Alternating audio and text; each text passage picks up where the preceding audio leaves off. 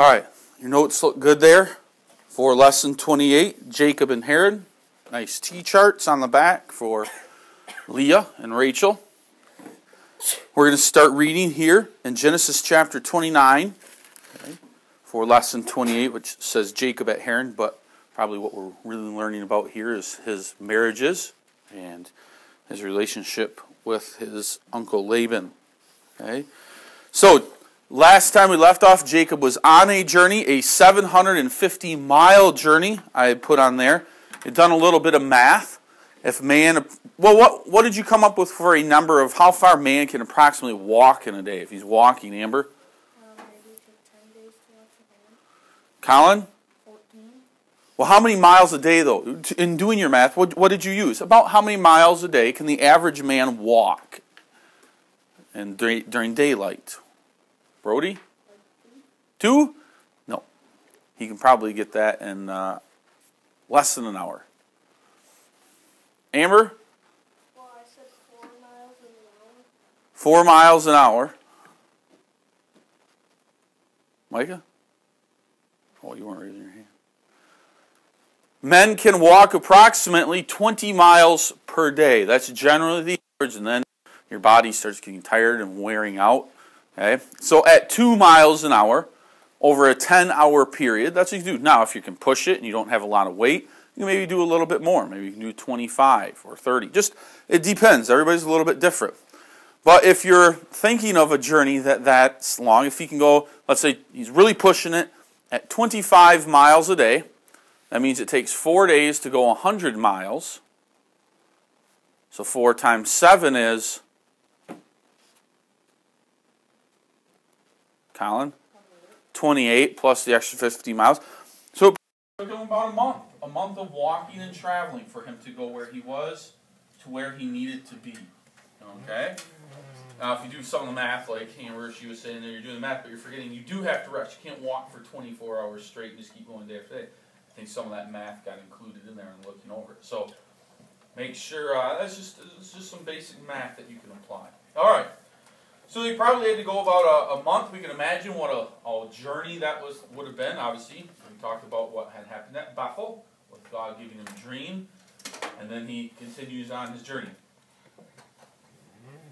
If you ever need to clear your mind, if you ever want to think well about things, walking is a good way to do that. So we can imagine that while he's walking, Jacob is thinking about a lot of things. Has he learned some lessons, maybe of how he behaved back home?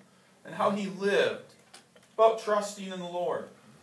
I think we'll get some answers to that in this lesson here about did he learn some things. So let's take a look at chapter 29. Okay? Then Jacob went on his journey, so that means he left Bethel and came into the land of the people of the east, so Haran. And he looked, and behold, a well in the field, and lo, there were 3 flocks of sheep lying by it. For out of that well they watered the flocks, and a great stone was upon the well's mouth. And thither were all the flocks gathered, and they rolled the stone from the well's mouth, and watered the sheep, and put the stone again upon the well's mouth in his place. And Jacob said unto them, My brethren, whence be ye? And they said, Of Haran are we. And he said unto them, Know ye Laban the son of Nahor? And they said, We know him. And he said unto them, Is he well? And they said, He is well. And behold, Rachel his daughter cometh with the sheep.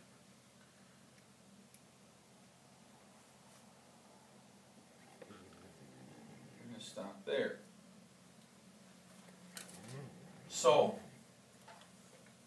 we know that large cities, like we saw in Sodom and Gomorrah, what is the gathering place of the men in the cities to discuss things and talk about things, Colin? At the well. Not in cities, Logan, at the gate. Okay? We are now out in the country, more desert country that we're talking about here. Okay, wide open land where there might not be cities because animals and shepherds are out in their huge pastures. Okay, they can't fit all these animals. They'll take them into a city. So they need to have wells spread out in the land. The wells were obviously one of the most important gathering places because what did wells provide? Jennifer? Water. Provided water. And these shepherds needed this water, obviously, to water their flocks. So in the cities, the gate was a gathering place. Out in the countryside, wells would be the gathering place for people to come together. And we see that there's already 3 flocks of sheep waiting here. And it's important for Jacob because he needs water. So he probably stopped at various wells along the path. But here he is coming into the land of the people that he needs to arrive at. And here it is that he finds a well. And here it is that he comes and there's some shepherds there. Okay? And they would probably all gather there because there was a large stone on top of it. They would have to wait for each other. It's not like the first shepherd could get there and move that stone off of the top of that well because it was heavy. And you would probably want to socialize and talk to the others. So it made sense to wait around until all the shepherds got their flocks, move it off, and then they could all scoop the water out of the well and be able to feed all their various flocks. Okay? So we need a little bit of that information here too. Okay? And while they're waiting, Jacob begins to talk to them, and he says, well, whence be thee? And they say, well, we're from Haran. So he's happy because now he knows he's close to his destination. And he asks them, okay, do you know of my uncle Laban? He was a son of Nahor. Oh, yeah, of course we know him. And they said, in fact, see this lady coming, this girl coming with a flock of sheep? That's Laban's daughter Rachel coming over here to get water for her sheep as well. So let's see what happens there. Okay.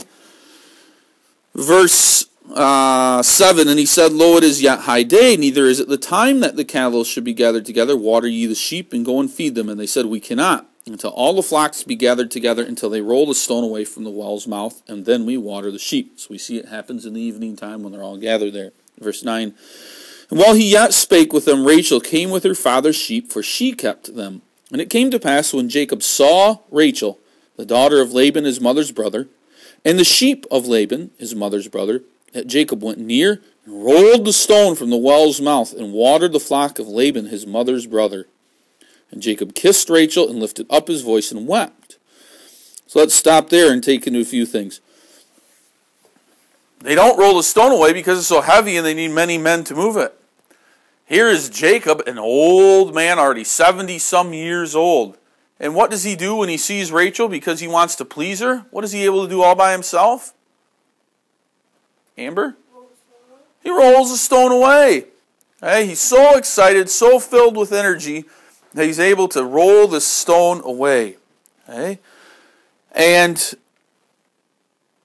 we see that he greets her in the typical greeting of that part of the world. In our part of the world, when we greet someone, what do? If you meet someone, what do you do when you meet them? Jennifer? Typically a handshake. Okay? Typically a handshake. Maybe a hug for family members or someone you haven't seen in a while, but typically a handshake. Obviously, we know from other cultures of the world, they greet each other with a kiss. And that is what Jacob did here to Rachel. He greets her with a kiss. Verse 12, let's read there. And Jacob told Rachel that he was her father's brother and that he was Rebekah's son.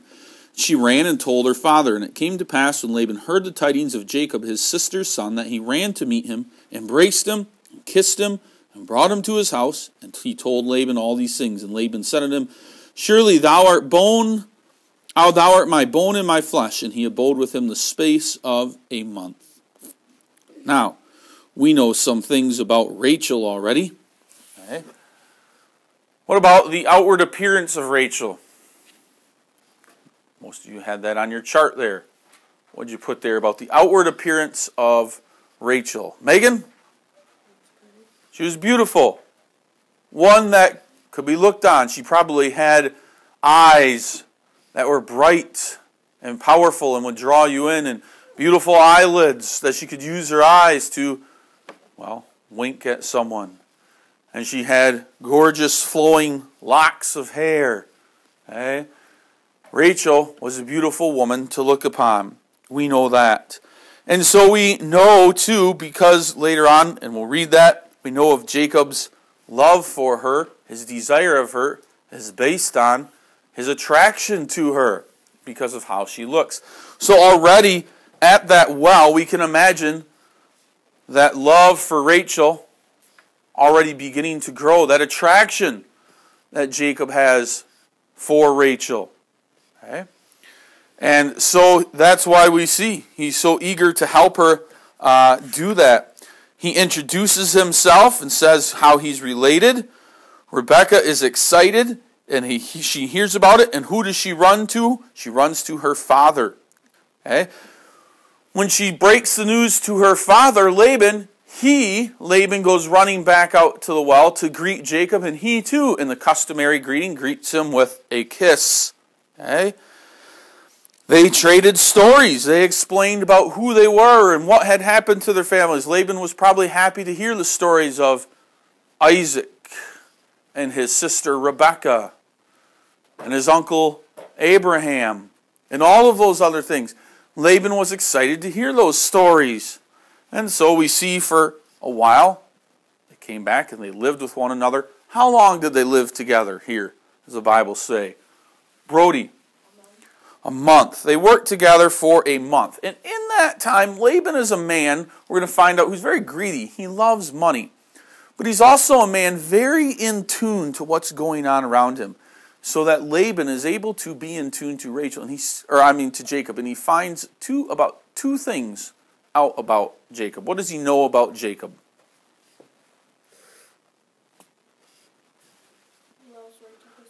He loves Rachel's daughter. He can see the gleam in Jacob's eye when he looks at Rachel and he looks at her with that attraction that he desires. He can see that. He can also see that in this 1 month here, Jacob had also a very good what? What is Jacob very good at doing as a job?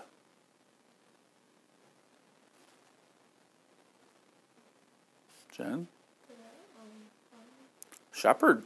He's a great shepherd. Knows how to take care of the animals. Laban's going to use this to his advantage. He's going to take advantage. That's the kind of man that Laban is. He likes to take advantage. Okay? So let's keep reading at verse 15. So after the end of the month, it's time to figure some things out here. Verse 15, And Laban said unto Jacob, Because thou art my brother, shouldest thou therefore serve me for naught, for nothing? Tell me, what shall thy wages be? And Laban had 2 daughters, and the name of the elder was Leah, and the name of the younger was Rachel. Leah was tender-eyed, but Rachel was beautiful and well-favored. And Jacob loved Rachel, and said, I will serve thee 7 years for Rachel thy younger daughter. And Laban said, It is better that I give her to thee, than that I should give her to another man. Abide with me. And Jacob served 7 years for Rachel, and they seemed unto him but a few days for the love he had to her. Well, you see a few things there. Laban uses that to his advantage. He says,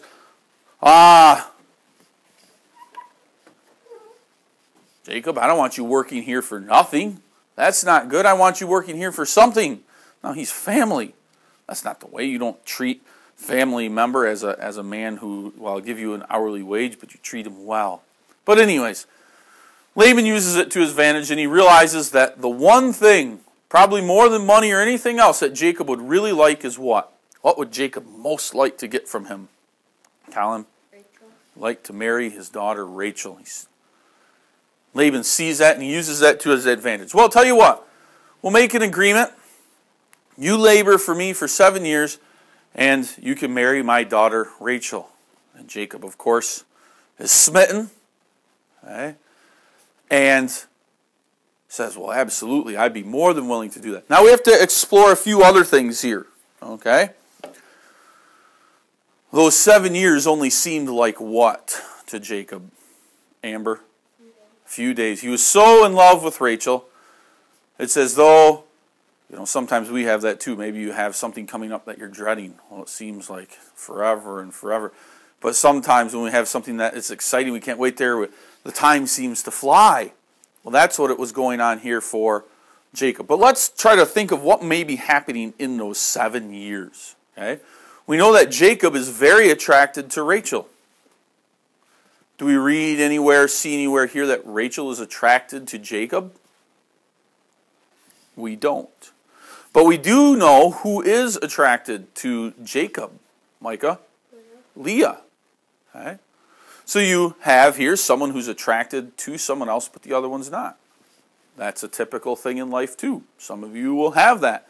You'll think, boy, that's a nice person. They look nice to me, and I think they'd be a good person for me to marry or to be godly. have a godly, and they don't have those same feelings or attitudes towards you. Those can be tough things to work through. Okay? But that's what we see here. Leah, in her heart, is very attracted towards Jacob. She thinks that he's probably a very handsome man.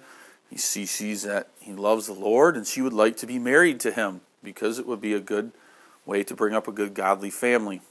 Rachel, on the other hand, we don't really see that. Well, maybe she's attracted to him or not, but we don't see that excitement. So let's just go from the basis maybe Rachel is not so attracted towards Jacob or isn't really that interested in him. But Jacob is very interested in Rachel. Okay? And it might not bode well for Jacob. But those are the things that we understand here. So how is Leah going to feel towards her sister Rachel when she sees that? She's not dumb. She knows that Rachel's probably not very interested in Jacob, but she knows she really is. How is that going to make them feel towards each other? Amber? She might be angry. Yeah, angry, right? Jealous. Okay? She will have those feelings towards her sister Rachel. And those feelings, the feelings of Rachel that she maybe really doesn't care so much about him, and the feelings of Leah that she loves him secretly so much, it's going to set up a problem. And let's see what that problem is here. So at the end of 7 years, verse 21, and Jacob said unto Laban, give me my wife, for my days are fulfilled. So he's worked for 7 years that I may go in unto her. And Laban gathered together all the men of that place and made a feast. A wedding feast. This isn't a wedding like we think of today that's just one night. It's a wedding feast that went all week long or longer. And it came to pass in the evening, so on the evening of the wedding ceremony, that he took Leah his daughter, Laban did, and brought her to him, and he went in unto her, and Laban gave unto his daughter Leah Zilpah his maid for an handmaid, and it came to pass in the morning, behold, it was Leah. Laban used trickery here. The wedding feast back in those days, the woman would wear a heavy veil so that you could not see who was behind it. Okay, that was a picture, a symbol. Just like when Rebekah got off of Eliezer's camels and went to meet Isaac, she put on a heavy veil so that Isaac could not see her. So in this situation, you've got a full covering. You could imagine a heavy dress that covers the whole body and a veil that covers the whole head. And that individual is brought by Laban to the tent of Jacob, and she's brought in there after the ceremony. So if there was maybe, this was, I think it was last year in Bible study, or the year before, we had a great discussion about this, just the adults and Reverend Geikler, about just what was going on here. And we hypothesized that this feast was not like the wedding feast, but probably all week. So during the whole week, Rachel was doing things with Jacob, but here at the last minute, Laban does some trickery when he takes both Rachel and Leah into the house. Instead of putting on the wedding dress and the veil on Rachel, Laban makes sure it's put on Leah. Okay? And now he can take her out, and Jacob's not going to know the difference. Okay? That means that you have two things. Leah and Rachel have to go along with this plan, right? I don't think Rachel was maybe locked up in a room kicking and screaming. Maybe she was, that she wanted to get married. She probably wasn't that interested in Jacob. So she goes along with it. I don't like the guy anyways. Let my sister marry him. And Leah, what is she feeling about all this trickery?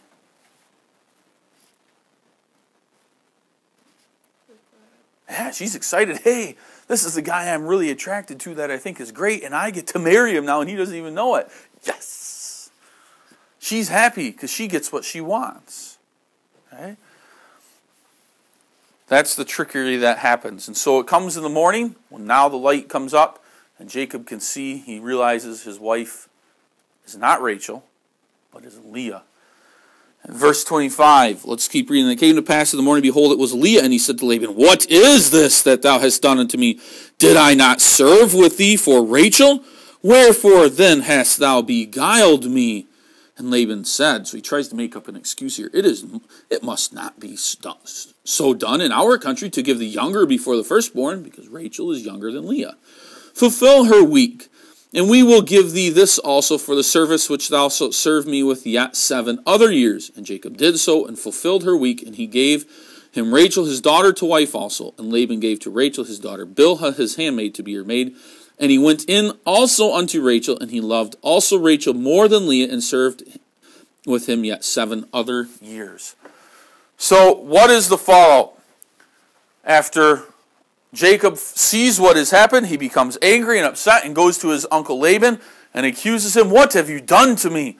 What is this? Didn't I serve you 7 years for the agreement? And all of a sudden Laban goes, oh, well, I forgot. For 7 years I forgot that I was supposed to have you marry Leah first instead of Rachel. No. This is all Laban's plan, because he knows after Jacob marries Leah, he'll say, well, how about another 7 years and you can have Rachel? Now, he didn't wait 7 more years to marry Rachel.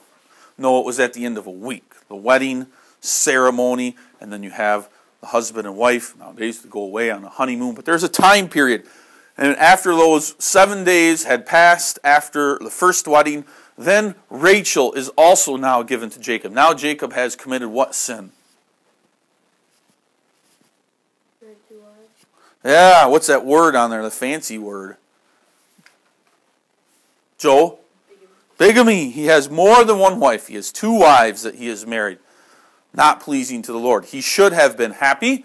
He should have realized God's ways were much better than his ways. And yes, Leah is the good, godly wife who he should marry. But he doesn't. Jacob hasn't learned his lesson. He still wants to do things his way, so he marries a second wife. Not going to make a very happy household. We can imagine the sadness for Leah when she now realizes she has to share her home with her sister. Not what she wanted. And she sees, too, that Jacob has no attention for her, hardly at all, but pays most of his attention to Rachel. Okay? So a sad, sad situation there. But again, Leah took part in the trick. Rachel took part in the trick. And isn't it funny that what we call self-righteousness really shows through here with Jacob? Jacob, remember, he was willing to trick his father. He was willing to allow that goat skin with the hair be put on himself. He was willing to go along with that trick. But now all of a sudden when the tables are turned and he is tricked, he becomes very angry. And how can you have beguiled me? You have tricked me. Oops, says Laban. But in a sense, Jacob's got a taste of his own medicine. So Jacob thinks it's wrong for someone to do it to him, but it's okay for Jacob to do it to somebody else. That's what we call self-righteousness. Sin. Right? To think that way. All right, and then let's see what happens here at the end. So now he's married to both. He works for another 7 years. So that means 14 years he works for Uncle Laban for both Leah and Rachel. Verse 31. And when the Lord saw, so this is probably during those 7 years. Okay, the second group of 7 years, this probably is happening. And when the Lord saw that Leah was hated, he opened her womb, but Rachel was barren. She could not have children. And Leah conceived and bare a son. And she called his name Reuben, for she said, surely the Lord hath looked upon my affliction, which is that my husband doesn't like me. Now therefore my husband will love me. So she gives him a name that symbolizes that, but it's not true. And she conceived again and bare a son, and said, behold, because the Lord hath heard that I was hated, he hath therefore given me this son also. And she called his name Simeon. And she conceived again and bare a son, and said, now this time will my husband be joined unto me, because I have borne him 3 sons. Therefore his name was Levi. So she's still hoping, now my husband will finally love me and spend time with me, because now I've given him 3 sons, and Rachel's given none. Not true. And she conceived again and bare a son, and she said, now will I praise the Lord. Therefore she called his name Judah, and left bearing. So she stopped having children for now. Okay?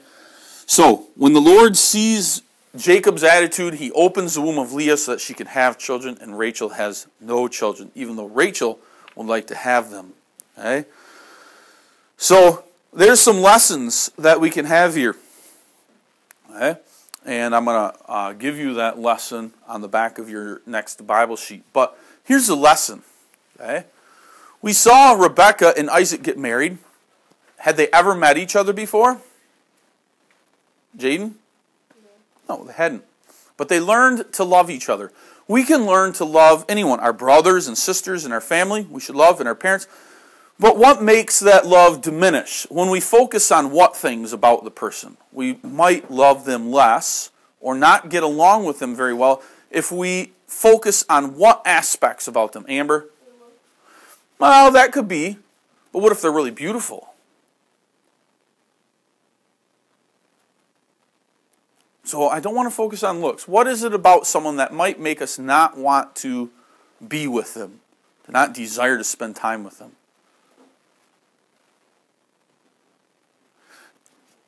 Now, it might be looks is one of those things that Amber said. But when we find things that we can pick on, things that we don't like, I don't like them because they do this, and I don't like them because they do that, and I don't like how they look this, and they're always doing this, and it drives me crazy. If that's all we think about and focus on, well, of course, we're never going to be able to get along with them. Instead, we need to learn to focus on the things that they do well. What are gifts that God has given them? Well, they really do that well. They're so helpful in this way. Those are the same things that I always have to work on daily. Okay?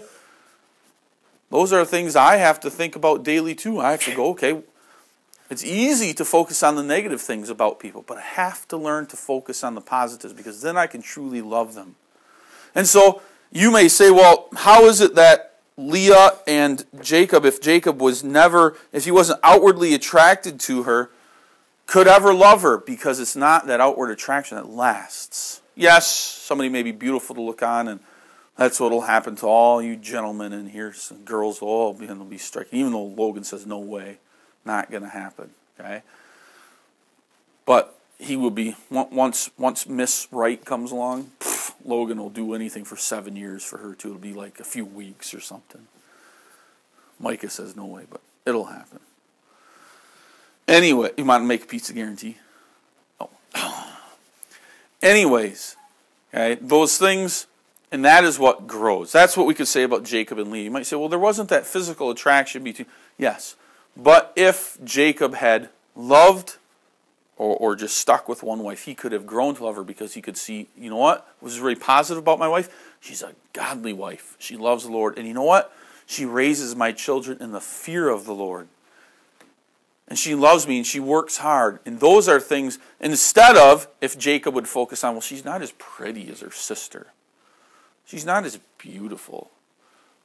She can't flash her eyes at me like her sister can. If you would focus on those things, yeah, of course you won't like them because you're focusing on the wrong things. So it's the same in our families, in our homes too. Okay? So what I'm going to have you guys do on your Bible sheet is, on the back of it, list every family member in your house. Okay? And write one positive thing. What is a gift God has given them? They're great at helping take care of younger kids in the house. They're really good at fixing the electronics for us. They're really good at reading a book to us. Okay? Or what is a positive thing that they do for us, or that a way that they live that makes us realize God has blessed me with this person in my life, as opposed to, boy, this person annoys me and I wish I didn't have to spend another day with them, right? Which is the wrong attitude.